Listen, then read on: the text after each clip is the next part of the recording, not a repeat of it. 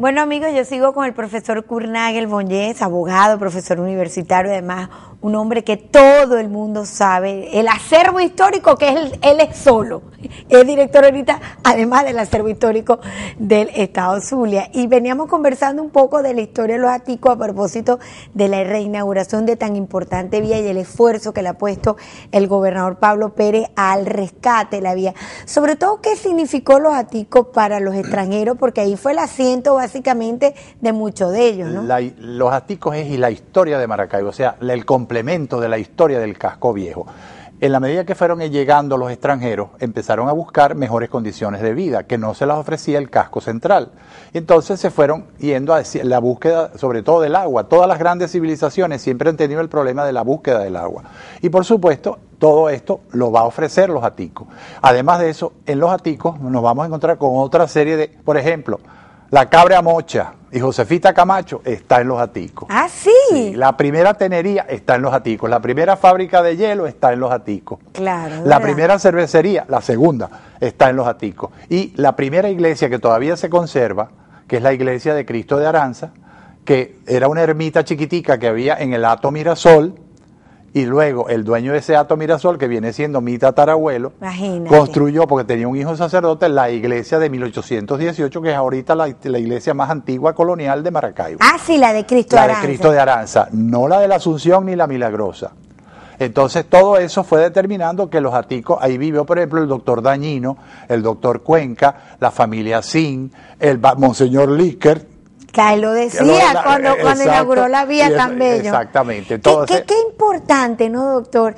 Poder saber la historia y conocer justamente el potencial, sobre todo porque uno tiene que saber de dónde venimos para saber a dónde vamos. La historia es muy importante y entonces los Aticos es importante.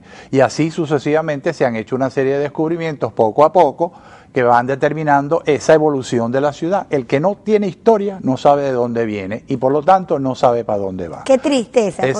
Porque y eso no se debe perder, porque eso es lo que somos nosotros, eso es lo que es cada quien. O sea, tú tienes una historia personal, yo tengo la mía, y así esa la vamos acumulando y eso va determinando la explicación de lo que somos hoy, lo que fuimos y lo que vamos a hacer. Bueno, por cierto, en virtud de esto que está usted comentando, usted hizo una conexión ahí y qué cosa, el parentesco de Enrique Capriles, no te puedo dejar ir porque has sido tú casualmente el que ha descubierto el enlace. Eso fue hace 40 años. Ajá. Precisamente buscando mi identidad, ajá, empecé a hurgar en todos los archivos de catedral, en todos los archivos de Santa Bárbara y de Santa Lucía y de la Chinita, y entonces de pronto un día, ¡prum!, por arte de magia, apareció una partida de un tal Juan Agustín Bolívar, y digo yo, hijo de Juan Vicente Bolívar. Empiezo a investigar y resulta que no hay ninguna relación, no hay lo único, había una mención en el testamento de Juan Vicente Bolívar, el padre del Libertador, sobre un tal Juan Agustín Bolívar dándole órdenes a María Concepción que le entregara 200 pesos, pero nadie sabía. Ahí dice en la partida que está aquí en Catedral que es hijo de Juan Vicente. Entonces yo lo hago.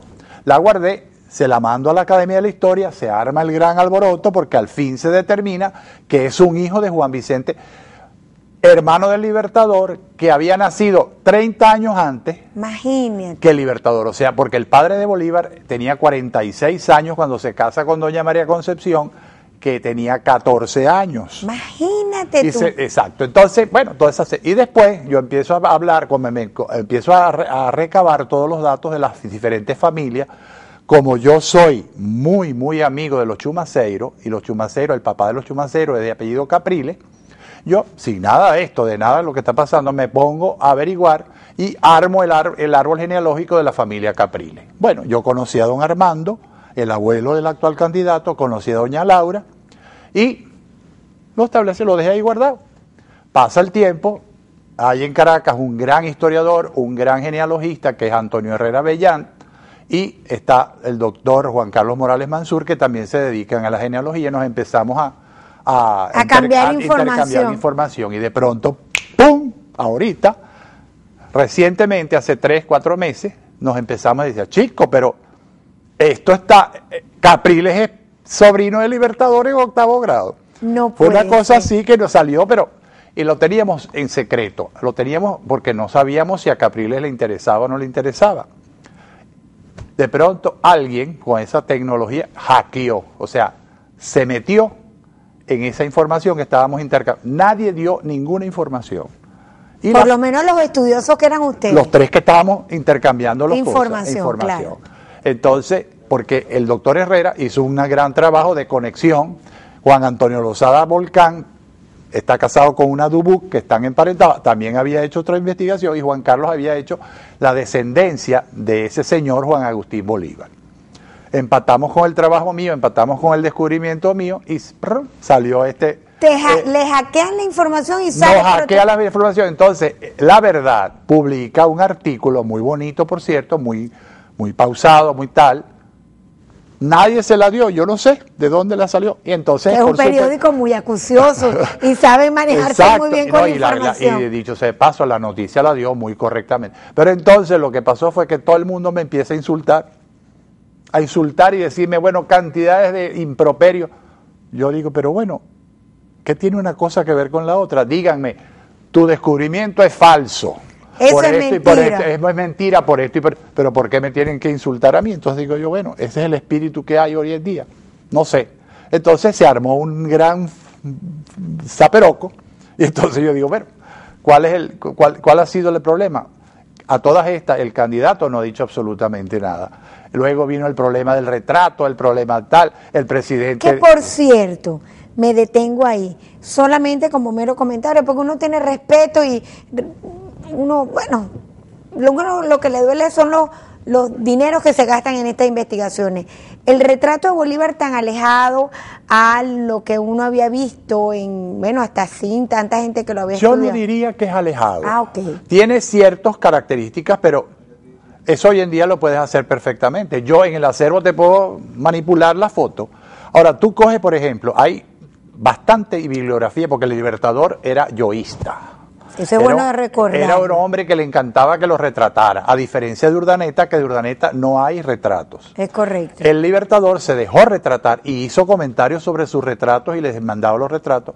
Y hay unos libros, el de Alfredo Bulton, el libro de Uribe White, el libro de Arturo Grisanti, y hay otros 3, 4 libros más, yo los tengo en mi casa, en láminas excelentes, bien hechas. Y entonces hay una variante en las caras, porque eran retratos hechos a mano, pinturas. No es lo mismo cuando tú tomas una fotografía. Este retrato que se hace, para mí, es decir, mi opinión, yo no soy técnico, toma los diferentes aspectos del Libertador y los pone en forma de fotografía. De tercera dimensión. De tercera dimensión. Sí, señor. Que ya en 1986 unas expertas en Mérida habían hecho algo parecido. Mira, pero qué entonces, tú dices, bueno, no se parece, tiene rasgo. Por supuesto que ahora, que sea el retrato, nadie está por saberlo, porque nadie estaba allí para confirmarlo. Vamos a seguir en esta tarde tan interesante que de verdad nos confirma la importancia de la historia. Y yo lo he disfrutado mucho, nos hemos ido desviando, pero un hombre que tiene el acervo histórico en el corazón, es imposible no tocar tantos temas. Ya venimos con la tarde de hoy, no se retiren.